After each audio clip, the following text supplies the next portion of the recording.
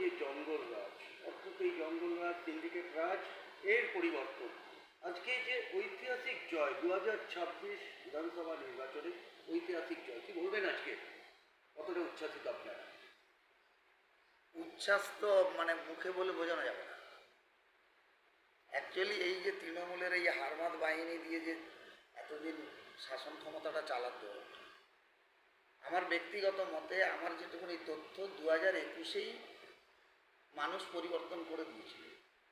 কিন্তু এই যে গুন্ডা মস্তান, তারপরে এই বিভিন্ন সংস্থাকে ভাড়া করে ওরা ভোটটাকে লুট করেছিল এবং আলটিমেটলি কাউন্টিংয়ের সময় বিজেপির জেতা ক্যান্ডিডেটগুলোকে হারিয়ে দিয়ে তৃণমূলকে জিতিয়ে দিয়ে এই 5 বছর এই অরাজকতাটা চলছিল।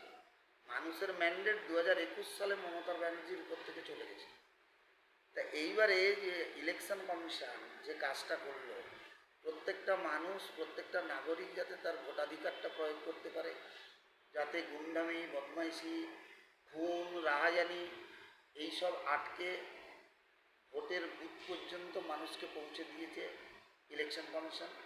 কাউন্টিংয়ের সময় লাস্ট অস্ত্র যেটা মমতা ব্যানার্জির চুরি করার জন্য ছিল, সেখানেও এত সুন্দর ব্যবস্থা করেছে যেখানে তৃণমূল একটাও চুরি বা লুট করতে পারেনি।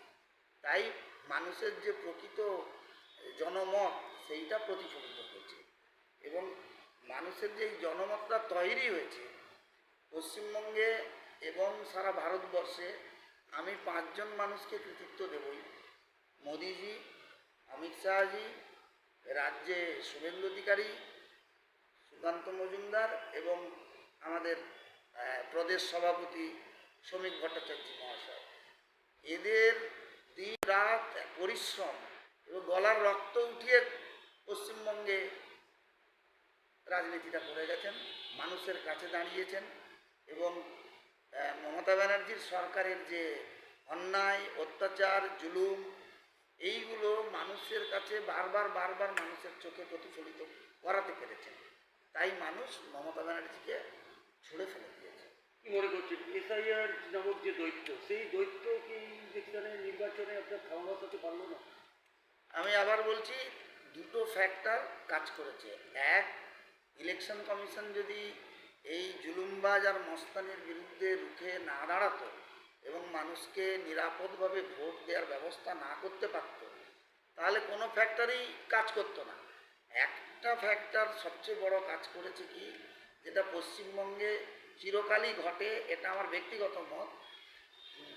আগে যখন কংগ্রেসের গভর্নমেন্ট ছিল তখন জানবেন, তখন একজন পুলিশ অফিসার ছিল রুনু রায় গুহ নিয়োগী। এত জুলুমবাজি, গুলি করা, মানুষকে মারা, নকশাল দমনের নামে সাধারণ মানুষকে অত্যাচার করা, বাংলার মানুষ মনে করলো যে এই কংগ্রেসকে আর পশ্চিমবঙ্গে রাখা যাবে না, একে সরাতে হবে, তাই সরিয়ে দিল।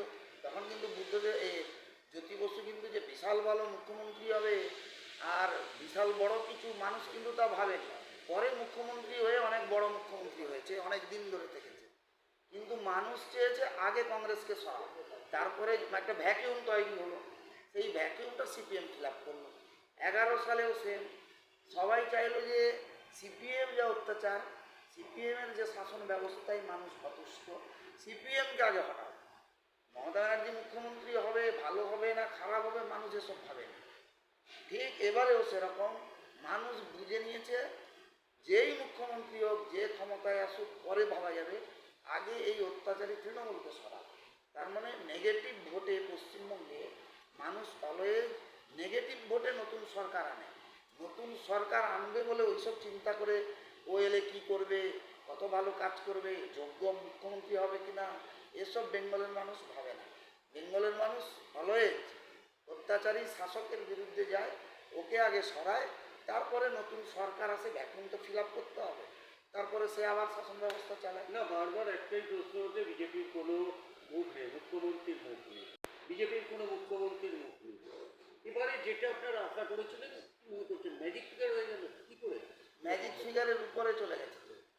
শুনুন, আমার বয়সে যত কটা আমি ইলেকশন দেখেছি, বিশেষ করে বিধানসভা ইলেকশন, তাতে বিজেপি এবছর যে কোয়ালিটির ক্যান্ডিডেট করেছে, কোনো দল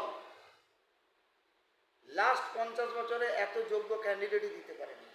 26 থেকে 28 জন ডক্টরেট, পিএইচডি করা লোক, রিটায়ার্ড আইপিএস, দীর্ঘদিনের রাজনীতি করা, সমাজ বোঝে, রাজনীতি বোঝে, সমাজ সেবার সঙ্গে জড়িত।